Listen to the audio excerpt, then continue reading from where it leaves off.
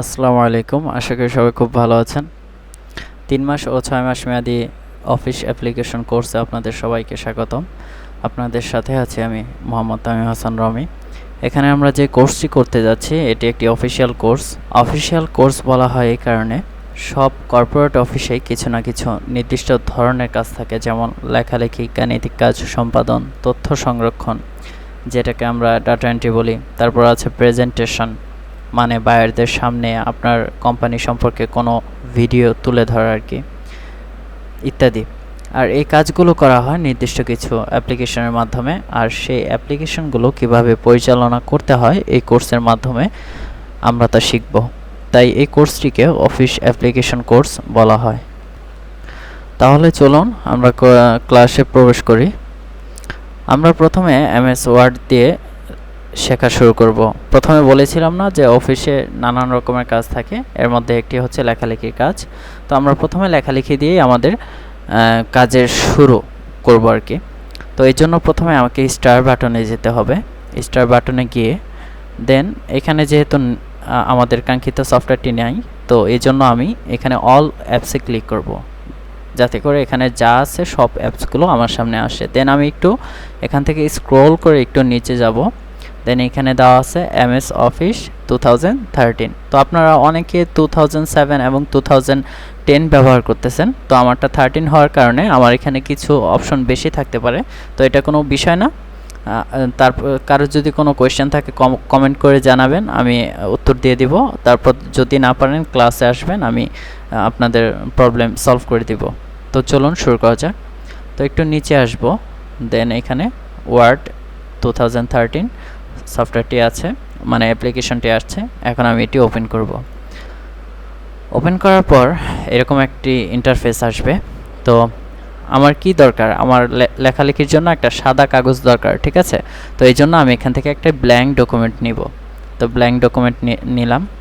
দেন লিখতে গেলে কি লাগে, একটি কাগজ এবং একটি কলম লাগে। আমার কাছে কিন্তু একটি কাগজ অলরেডি আছে, তো আমি একটি মানে কলম নেব এখন। তো কলম হিসেবে আমরা যেটা বলতেছি, এখান থেকে আমরা লেখার একটি ফন্ট নিব।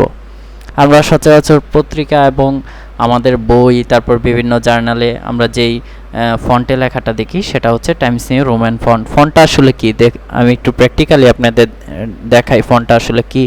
আমি এখানে যে কোনো কিছু লিখলাম, লেখাটা আমি রাইটে নিলাম। দেন একটু খেয়াল করবেন, আমি লেখাটা ব্লক করে এখান থেকে ফন্ট চেঞ্জ করি। টাইমস নিউ রোমান ফন্টে থাকাকালীন লেখার ধরন একরকম হচ্ছে, দেন এখানে নেওয়ার পর আরেকটা, এ ফন্টে নেওয়ার পর আরেকটা, এ ফন্টে নেওয়ার পর আরেকটা, ঠিক আছে। তো এই ফন্ট হচ্ছে লেখার একটি নির্দিষ্ট স্টাইল এবং আকার আকৃতি আর কি। তো আমি টাইমস নিউ রোমান ফন্টটি নেব। দেন এখান থেকে আমি ফন্ট সাইজটা 20-এর উপর নেব, যেন আমার দেখতে সুবিধা হয়। আমি 24 নিলাম। তো এখন আমি লেখা শুরু করব। আমার সব কিছু সেট আপ করা শেষ, এখন আমি লেখা শুরু করব। তো লেখা শুরু করতে গেলে আমাকে তো অবশ্যই কিবোর্ড ভালোভাবে জানতে হবে। তো কিবোর্ড জানতে গেলে আমাদের 3টা সূত্র প্রথমে মানে মুখস্থ করে নিতে হবে, তাহলে আমরা মানে কিবোর্ডের দিকে তাকিয়ে আর আমাকে টাইপ করতে হবে না, আমি মনিটরের দিকে তাকিয়ে টাইপ করতে পারবো, ঠিক আছে। তো সূত্র 3টার মধ্যে প্রথম সূত্রটা আমি টাইপ করছি, আর আমরা এই প্রথম সূত্রটাই আগামী 2 দিন টাইপ করব। দেন আমরা দ্বিতীয় সূত্রতে যাব। তো প্রথম সূত্রটা আমি টাইপ করছি, A S D F G space semicolon L K J H. আবার A S D F G space semicolon L K J H. এখানে আমি সূত্রটা কিভাবে টাইপ করতেছি কিবোর্ডে, সেটা যদি আপনারা না পারেন তাহলে আমার এই কিবোর্ডে কিভাবে কিবোর্ড মুখস্থ করতে হয় এই বিষয়ে 3টি সূত্রের একটি ভিডিও তৈরি করা আছে, আপনারা প্লেলিস্ট থেকে সেই ভিডিওটি দেখতে পারেন। তো আমার যখন এই সূত্রটা শেখা হয়ে যাবে, যখন আমার এটা টাইপ করা হবে, তখন কিন্তু মানে এটা সেভ করতে হবে আমার, কারণ কম্পিউটারে আমি কোনো কিছু লিখলে কিন্তু এটা আমি সেভ করব। সেভ না করলে তো এটা সংরক্ষণ হবে না, ঠিক আছে।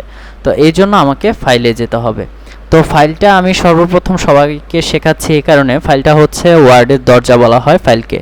আপনি ওয়ার্ডে ঢুকতে গেলেও এটা আপনার লাগবে, দেন বের হতে গেলেও এটা আপনার লাগবে, ঠিক আছে। তো এটা কিভাবে আমরা প্র্যাকটিক্যালি পরে দেখব। তো এখন আমরা লেখাটা আগে সেভ করব। তো আমরা ফাইলে গেলাম, দেন এখানে সেভ অপশন আছে, আমরা সেভে গেলাম। দেন আমাকে জিজ্ঞেস করতেছে কম্পিউটার যে আমি এটা কোথায় সেভ করব। তো এখানে আমি ব্রাউজ করব, ব্রাউজ করে যা আমার যেখানে সেভ করব আমি সেখানে দেখিয়ে দিব কম্পিউটারকে যে এইটা ডেস্কটপে সেভ হবে। আমি ডেস্কটপে ক্লিক করলাম। দেন এখানে জিজ্ঞেস করতেছে যে কি নামে সেভ করব আমি এটা, ঠিক আছে। তো আমি এটা দিলাম ফার্স্ট ক্লাস, ঠিক আছে, এই নামে আমি এটা সেভ করলাম। দেন এটা সেভ হয়ে গেল। কিভাবে সেভ হয়েছে কিনা কিভাবে বুঝবো, আমি ক্লোজ করে দিলাম প্রোগ্রামটা। দেন এই যে আমি এটাকে কিন্তু ডেস্কটপ বলে, ডেস্কটপ এই পুরাটা ডেস্কটপ ইন্টারফেস বলে। তো এই যে আমার এখানে কিন্তু ডেস্কটপে এটা সেভ হয়েছে ফার্স্ট ক্লাস হিসাবে, ঠিক আছে। তো এটা যদি আমি ওপেন করি তাহলে এই যে আমি যে লেখাগুলো লিখে সেভ করেছিলাম সেই লেখাগুলো এখানে শো করতেছে, ঠিক আছে। তো আমরা এই পর্যন্ত কি শিখলাম, প্রথম সূত্রটা শিখলাম প্লাস কিভাবে সেভ করতে হয় সেটা শিখলাম, ঠিক আছে। তো তারপর আমরা ধারাবাহিকভাবে এগুলো এখন দেখব। তো সেভের পর কি আছে, সেভ অ্যাস আছে। তো সেভ অ্যাসের কাজ কি, তো এটা দেখার আগে আমরা রিলেটেড যে জিনিসটা শিখতে হবে সেটা আগে শিখে নিচ্ছি। সেটা হচ্ছে আমরা এটা ক্লোজ করে বের করছি। দেন আমরা আবার ওয়ার্ডে গেলাম। তো প্রথমে বলেছিলাম না যে ফাইলকে ওয়ার্ডের দরজা বলা হয়। কেন বলা হয়, এই যে আমি এখন ওয়ার্ডে আসলাম, এখন আমার সেভ করার আগে একটা মানে ফার্স্ট ক্লাস নামে সেভ করার একটা ডকুমেন্ট ছিল, আমি চাচ্ছি ওইটাকে আবার পুনরায় এডিট করতে, ঠিক আছে। সেক্ষেত্রে আমি কি করব, আমাকে তো অবশ্যই আমার সেভ করার জিনিসটা বের করতে হবে। তো সেভ করার জিনিস বের করতে গেলে কি করতে হয়, আমাদের ফাইলে যেতে হবে, দেন আমাদের ওপেনে যেতে হবে। ওপেন মানে কি, খোলা, মানে কোনো কিছু খোলা। তো আমরা সেভ করার জিনিসটা খুলবো, এই জন্য আমরা ওপেনে যাব। দেন এখানে রিসেন্ট ডকুমেন্টে দেওয়া আছে আমি আসলে কি নিয়ে কাজ করেছি। রিসেন্ট মানে সম্প্রতি আমি যে কাজগুলো করেছি সেগুলো এখানে দেখাবে। এই যে ফার্স্ট ক্লাস নামে আমি একটি লেখা সেভ করেছিলাম, এটা এখানে দেখাচ্ছে। তো আমি এটা এখান থেকে সহজে ওপেন করে নিতে পারবো, ঠিক আছে। এই যে ওপেন হয়ে গেল, ঠিক আছে। আচ্ছা, তারপর দেখি ফাইলে আর কি কাজ আছে। এখন আমরা শিখলাম সেভ কিভাবে করতে হয় আর সেভ করা জিনিসটা কিভাবে বের করতে হয়, এই দুইটা জিনিস আমরা শিখলাম। দেন আমরা পরে কি আছে সেটা শিখব। পরে এখানে আছে সেভ অ্যাস। তো উপরের জিনিসগুলো আমরা দেখে নেই। উপরে প্রথমে কি দেওয়া আছে, ইনফো, মানে এটার ফুল মিনিং হচ্ছে ইনফরমেশন। এই যে আমি লেখাটা লিখলাম, ফার্স্ট ক্লাস একটা লেখা লিখলাম, এই লেখাটা কতক্ষণ ধরে লিখেছি এবং কত সাইজ, এটার কয়টা পেজে লিখেছি, কয়টা ওয়ার্ড আছে এখানে, সব কিছু আপনাকে এই ইনফোর কাজ হচ্ছে, ইনফরমেশনের কাজ হচ্ছে এই লেখাটা সম্পর্কে সমস্ত তথ্য আপনাকে সে দিয়ে দিবে। তারপর এখানে কি দেওয়া আছে, নিউ বাংলা কি আমরা জানি, নতুন। আমাদের নতুন যেই কোনো কিছু দরকার হলে আমরা নিউ থেকে নিতে পারি। যেমন আমাদের যদি এরকম একটা পেজ দরকার হয় যেখানে এরকম লেখা থাকবে অথবা এরকম দরকার হয়, তাহলে আমরা জাস্ট এখানে ক্লিক করে দেন আমরা একটা নতুন এরকম সেম পেজ আমরা নিয়ে নিতে পারি, ঠিক আছে। দেন আমরা জাস্ট এখানে শুধু এডিট করে আমাদের যা কিছু আছে আমরা সেটা এখানে লিখতে পারি, ঠিক আছে। তো আমরা আগের জায়গায় চলে যাচ্ছি। আমরা একটা ব্ল্যাঙ্ক পেজ নেই, কারণ আমাদের ওইটা দরকার নেই। তো আমরা নিউতে যাব, গিয়ে আমরা একটা ব্ল্যাঙ্ক ডকুমেন্ট নিয়ে নিব। আচ্ছা, তারপর ইনফো দেখলাম, নিউ দেখলাম, ওপেনের কাজ আমরা জানি, সেভ করার জিনিস কীভাবে বের করতে হয়, তারপর সেভের কাজ জানি। তো সেভ অ্যাসের কাজটা কি, আচ্ছা, সেভ অ্যাসের কাজ হচ্ছে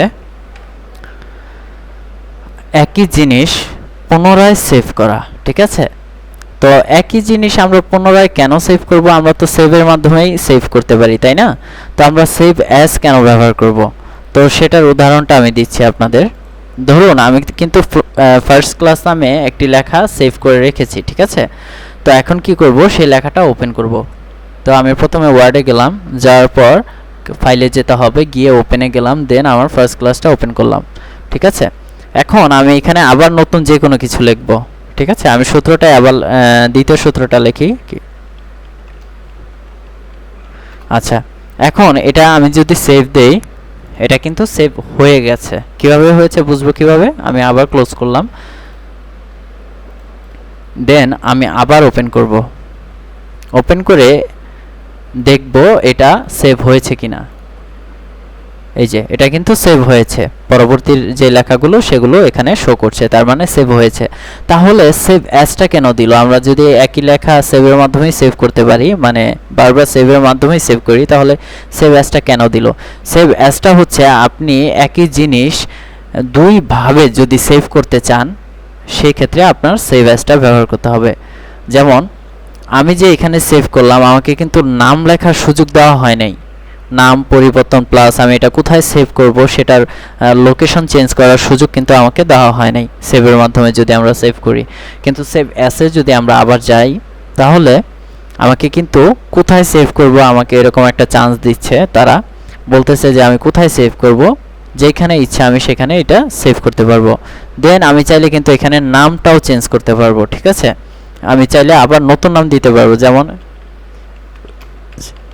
সেকেন্ড ক্লাস।